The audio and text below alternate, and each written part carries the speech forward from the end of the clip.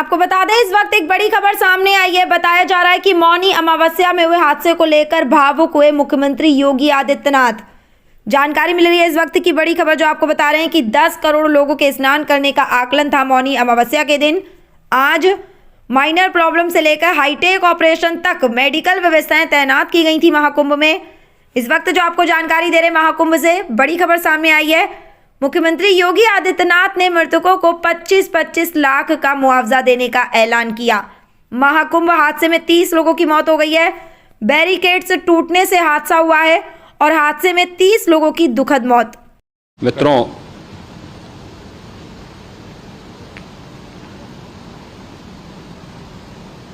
महाकुंभ प्रयागराज का आज मौनी अमावस्या का मुख्य स्नान है और कल सायंकाल 7 बजे से ही काफ़ी बड़ी संख्या में श्रद्धालुजन प्रयागराज पहुंच करके स्नान भी कर रहे थे और काफ़ी बड़ी संख्या में श्रद्धालुजन ब्रह्म मुहूर्त का भी इंतजार कर रहे थे। एक दुर्भाग्यपूर्ण हादसा इसी दौरान अखाड़ा मार्ग पर संगम के तट पर हुआ, जिसमें 90 से ज़्यादा लोग गंभीर रूप से या सामान्य रूप से घायल हुए। यह हादसा भारी भीड़ के द्वारा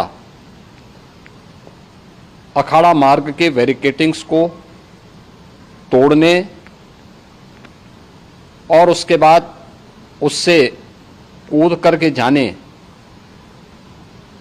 के कारण वहां पर हुआ है, जिसमें 30 के आसपास लोगों की दुखद मृत्यु हुई है।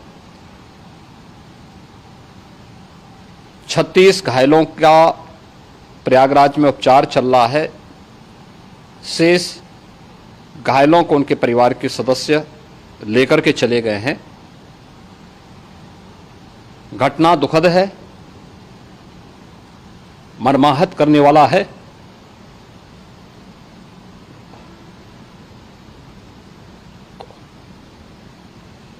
उन सभी परिजनों के प्रति हमारी पूरी संवेदना है। हम लोग रात्रि से ही लगातार प्रशासन के संपर्क में हैं। मेला प्राधिकरण, पुलिस प्रशासन, एनडीआरएफ, एसडीआरएफ,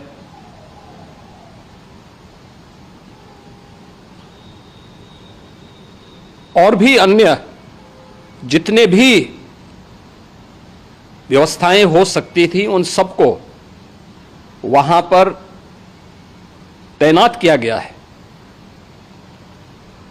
परिणाम उसी का है कि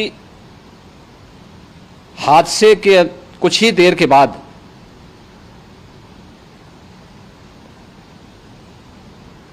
राहत कार्य को ग्रीन कॉरिडोर बना करके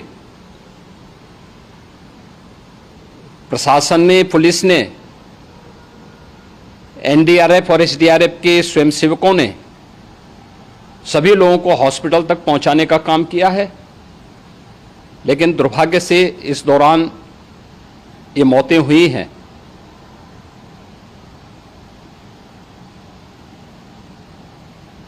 स्वाभाविक रूप से इन सब मुद्दों पर प्रश्न उठना स्वाभाविक भी है।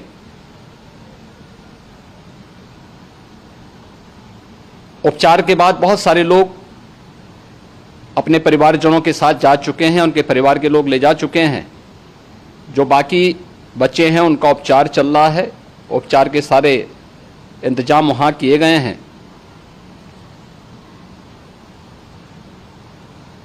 प्रेशर मौनी अमावस्या का ये मुख्य स्नान है महाकुंभ का, और बहुत ज़्यादा प्रेशर प्रयागराज में होने के कारण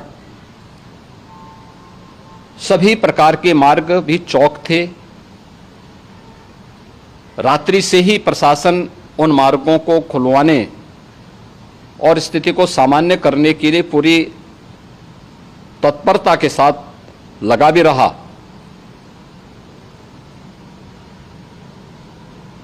ये सभी घटनाओं के बाद, ये जो हादसा हुआ है, इस हादसा के बाद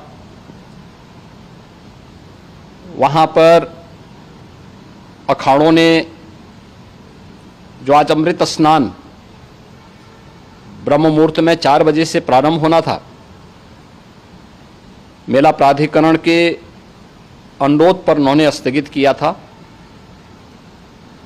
अपराह्न में अमृत स्नान प्रारंभ हुआ, जिसमें सभी अखाड़ों ने और अन्य जो सहयोगी संस्थाएं हैं उन लोगों ने इसमें भाग लिया। सभी पूज्य आचार्य महामंडलेश्वर भी इस अमृत स्नान में भागीदार बने। प्रयागराज में आज 8 करोड़ से अधिक लोगों का, श्रद्धालुओं का दबाव था। यद्यपि अगल बगल के जनपदों में मिर्जापुर, भदोई, प्रतापगढ़, फतेहपुर, कौशाम्बी, इन सभी जनपदों में भी होल्डिंग एरिया बना करके काफी बड़े पैमाने पर श्रद्धालुओं जनों को रोका गया था, जिन्हें अमृत स्नान संपन्न होने के बाद, जब सभी अखाड़े स्नान संपन्न कर चुके हैं, उसके बाद अब वहां से रिलीज किया गया है। इतना भारी दबाव ये पहली बार वहां पर देखने को मिला था, और जिसके बारे में हम लोगों ने पूरे इंतजाम करने के प्रयास भी किए गए थे। रेलवे स्टेशनों पर, चाहे वह जोशी हो, चाहे वह प्रयागराज सिटी हो, प्रयागराज हो, फाफामऊ हो, उन सभी पर लगातार दबाव बना रहा। रेलवे ने भी इस दौरान वहां के दबाव को ध्यान में रखते हुए मेला स्पेशल चलाई। रूटीन और मेला स्पेशल को मिलाकर के लगभग 300 से अधिक ट्रेन रेलवे के द्वारा अब तक चलाई जा चुकी हैं, और जिससे श्रद्धालु जनों को उनके गंतव्य तक पहुंचाया जा सके। उत्तर प्रदेश परिवहन निगम ने भी अपनी 8000 से अधिक बसेज श्रद्धालु जनों को उनके गंतव्य तक पहुंचाने के लिए लगाया हुआ है, और जिससे उन सबको सुरक्षित उनके घरों तक पहुंचाया जा सके। दिन भर स्मूथली, बहुत ही सुगमता के साथ पूरा स्नान इसके बाद हुआ है, जिसमें पूज्य शंकराचार्य, आचार्य महामंडलेश्वर, वरिष्ठ संतजन और सभी अखाड़ों ने इसमें पूरा सहयोग भी किया और पूरे कार्यक्रम को सकुशल संपन्न करने में अपना योगदान भी दिया है। ये सभी घटनाएं मर्माहत करने वाली भी हैं और एक सबक भी है, लेकिन हादसे के तह में भी जाने की आवश्यकता है, और इसी दिशा से सरकार ने भी तय किया है कि हम इसकी एक जुडिशियल इंक्वायरी भी करेंगे, क्योंकि कई बार रिव्यू होने के बाद स्थानीय स्तर पर हर प्रकार की सतर्कता के बाद आखिर कहां से ऐसे हादसे फिर भी होते हैं और हुए हैं। इसके लिए हम लोगों ने न्यायमूर्ति हर्ष कुमार के नेतृत्व में पूर्व डीजी श्री वीके गुप्ता और retired IAS Shri DK Singh, इन 3 सदस्यीय जुडिशियल कमीशन को भी इसके लिए गठित किया जा रहा है। इन सभी अन्य कार्यों के साथ साथ हम लोगों ने वहां की पूरी घटना पर आज पूरे दिन भर एक एक घटना को लेकर के मुख्यमंत्री का जो कंट्रोल रूम था, उस कंट्रोल रूम से भी, चीफ सेक्रेटरी के कंट्रोल रूम से भी, डीजीपी के कंट्रोल रूम से भी लगातार इन चीज़ों की मॉनिटरिंग की जाती रही। दिन भर बैठक चली है और लगातार एक एक घटना को लेकर के वहाँ पर प्रशासन के साथ संवाद भी रहा है, विभिन्न अखाड़ों के साथ संवाद रहा है, अन्य संतों के साथ भी दिन भर हम लोग संवाद बनाते रहे हैं। प्रातःकाल से आदरणीय प्रधानमंत्री जी का, माननीय गृह मंत्री जी का, माननीय राष्ट्रीय अध्यक्ष जी का, अन्य तमाम केंद्रीय मंत्रियों का, माननीय रेल मंत्री जी का, प्रदेश की माननीय राज्यपाल महोदया का भी इस संबंध में बराबर आवश्यक दिशा निर्देश भी और मार्गदर्शन भी प्राप्त होता रहा।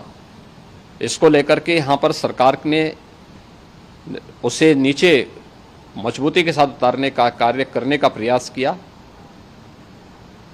घटना अत्यंत दुखद है।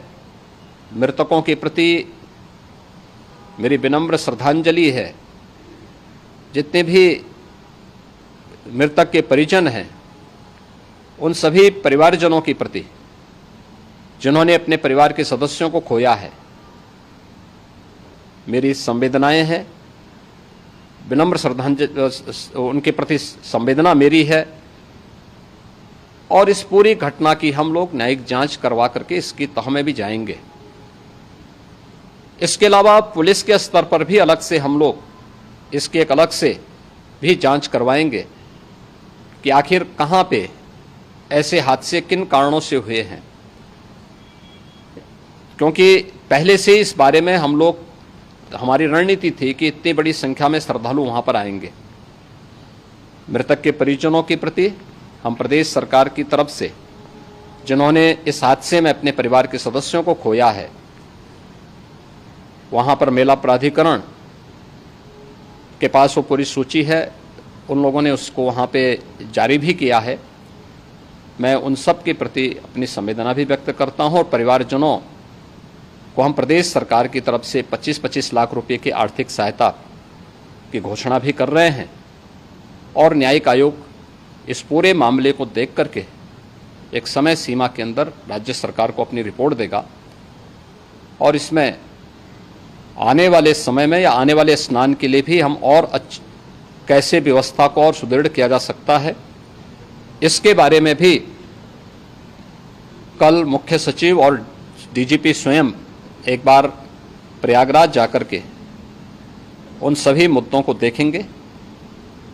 आवश्यकता पड़ती है तो फिर इसमें, यद्यपि आज प्रदेश सरकार के तमाम वरिष्ठ अधिकारियों को हम लोगों ने अलग अलग स्थानों पर वहां लगाया गया था और वे सभी पूरी तत्परता के साथ, प्रमुख सचिव नगर विकास वहीं थे, पीडब्ल्यूडी के प्रमुख सचिव भी वहीं पे थे, पावर कॉरपोरेशन के चेयरमैन भी वहीं पे मौजूद थे, जिन एक एक मुद्दों पर वहां पर वे लोग लगातार निगाह रखे हुए थे। लेकिन दुर्भाग्यपूर्ण घटना और ये मर्माहत करने वाली घटना है। मैं सभी उन पुण्य आत्माओं के प्रति अपनी विनम्र श्रद्धांजलि भी अर्पित करता हूँ।